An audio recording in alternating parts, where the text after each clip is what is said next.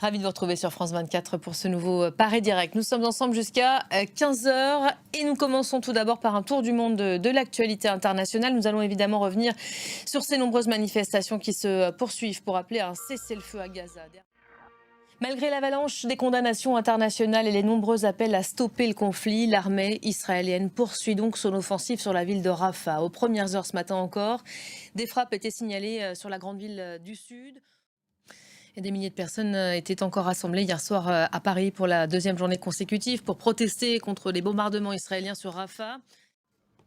Le projet de cessez-le-feu réclamé par les manifestants était aussi porté hier devant le Conseil de sécurité de l'ONU. L'Algérie a proposé un projet de résolution réclamant la libération aussi de tous les otages détenus par le Hamas.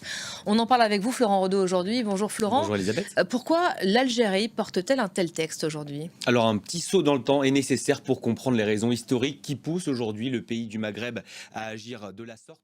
Merci beaucoup, Florent Rodeau. Merci pour le décryptage. Le sujet, on vient d'en démontrer la preuve de nouveau, reste hautement sensible. Après 7 mois et demi de guerre, chaque mot, chaque geste compte. Aujourd'hui, une photo suscite de vives critiques, celle de Nikki Haley en plein déplacement dans le nord d'Israël, près de la frontière libanaise. L'Afrique du Sud vote ce mercredi pour élire un nouveau Parlement. Plus de 27 millions d'électeurs sont appelés aux urnes aujourd'hui. Vous nous confirmez que le suspense reste entier malgré les propos du président. Ce scrutin est même le plus imprévisible de l'histoire. L'ANC au pouvoir depuis 30 ans pourrait perdre pour la première fois sa majorité absolue.